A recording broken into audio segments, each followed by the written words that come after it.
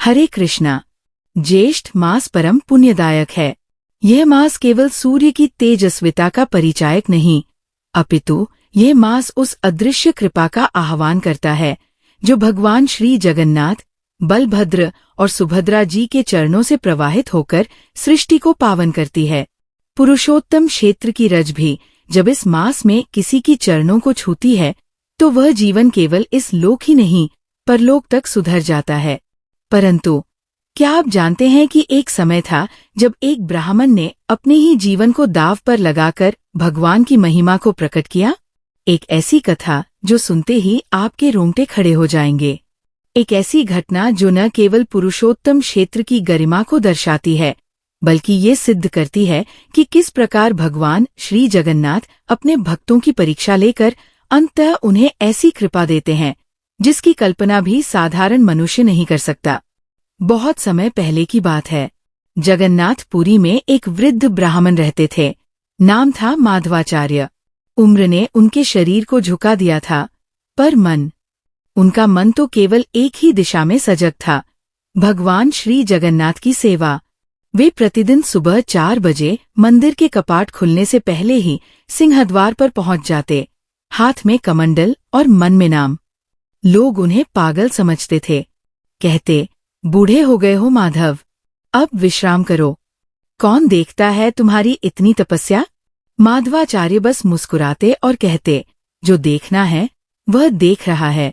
जब वो स्वयं प्रकट होगा तब तुम सब देखोगे, मैं नहीं। पर किसे पता था कि वृद्ध माधवाचार्य की ये साधना एक दिन समस्त पुरी की आंखें खोल देगी।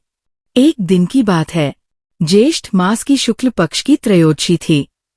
सूर्य अपनी प्रचंडता में था, पर माधवाचार्य के हृदय में केवल शीतलता थी, भगवान के प्रति प्रेम की शीतलता। उस दिन उन्होंने मंदिर में कुछ विचित्र देखा। भगवान जगन्नाथ, बलभद्र और सुभद्रा के नेत्रों से अश्रु की धाराएं बह रही थीं। वो कांप उठे, आंखों को मलकर फिर देखा, पर दृश्य वैसा ही था। मंदिर के अन्य सेवक कुछ न समझ सके। पुजारी बोले, माधवाचार्य, तुम्हारी उम्र हो चली है, तुम्हें भ्रम हो रहा है। माधव बोले, भ्रम? क्या कोई भ्रम ये कह सकता है कि भगवान किसी आने वाले संकट की सूचना दे रहे हैं? ये बात धीरे धीरे पूरी नगरी में फैल गई। लोग तरह तरह की चर्चा करने लगे। कुछ ने उन्हें सनकी कहा, कुछ ने ये कथा भूल जाने को कहा, पर एक बात पक्की थी, माधवाचार्य का चेहरा अब पहले जैसा न था।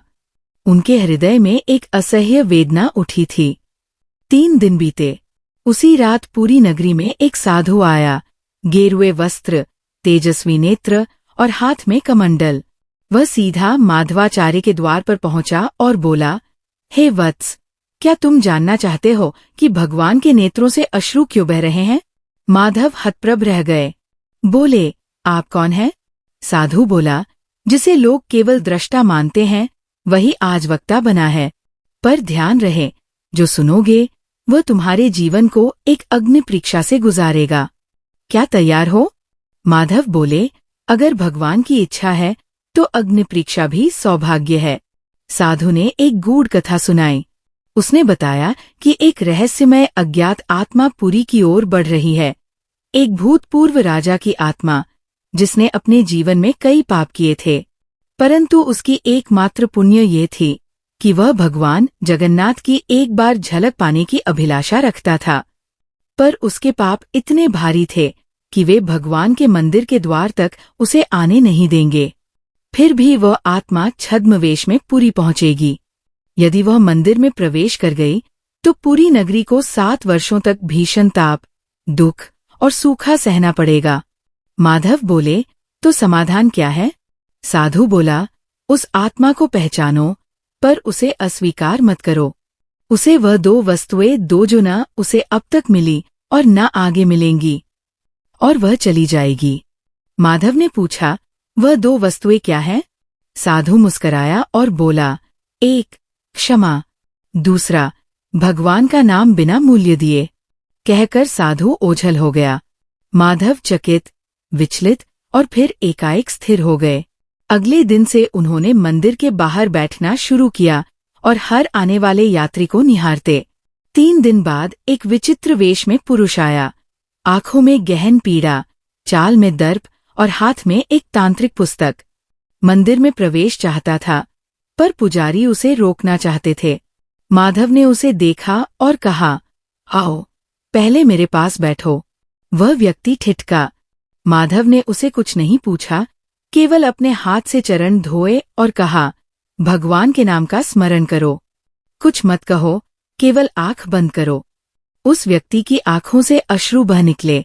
वह कांपने लगा और बोला, तुम्हें कैसे पता चला? माधव बोले, मैं नहीं जानता, पर मेरे प्रभु ने तुम्हें पहचान लिया। अब तुम्हारा मार्ग खुल गया है। उसने भगवान का नाम लिया, पहली बार जीवन में निस्वार्थ रूप से। मंदिर के घंटों ने जैसे उसे स्वीकार कर लिया। मंदिर का वातावरण उस दिन कुछ अलग ही था। चंपा की महक, घंटियों की ध्वनि और आकाश से गिरती शीतल वर्षा। रात्रि में जब माधवाचार्य सोने लगे तो स्वप्न में उन्हें भगवान जगन्नाथ, बलभद्र और सुभद्रा जी के दर्शन हुए। प्रभु बोले, वत्स, तुमने हमारी पुरी की रक्षा की। वह आत्मा अब शुद्ध होकर हमारे लोक की ओर अग्रसर है। तुम्हारा पुण्य संचित हो गया है। सुबह जब लोग जागे तो देखा माधवाचार्य अब जीवित नहीं थे, परंतु उनके मुख पर मुस्कान थी। ऐसी मुस्कान जो केवल उस भक्त को मिलती है जो अपने ईश्वर से एकाकार हो जाता है। लोगों ने उस दिन को मोक्ष दिवस कहा। और आज भी ज्येष्ठ मास की उस त्रयोदशी को पुरी में लोग भगवान के नेत्रों में प्रेम की बूंदें देखते हैं। कोई उसे चमत्कार कहता है, कोई माधवाचार्य की भक्ति का फल। और यह तो केवल शुरुआत थी, क्योंकि अगली कथा में आप जानेंगे कि जब पुरुषोत्तम क्षेत्र पर आई एक बार महासमुद्र की विनाशलीला, तो किसने रोका उसे? कौन खड़ा हुआ समुद्र के सामने और बोला, रुको? और तब क्या हुआ जो आज तक पुरी के किसी ग्रंथ में नहीं लिखा गया? ये जानने के लिए जुड़िए अगली कथा में, केवल BRS ज्ञान पर। हरे कृष्णा।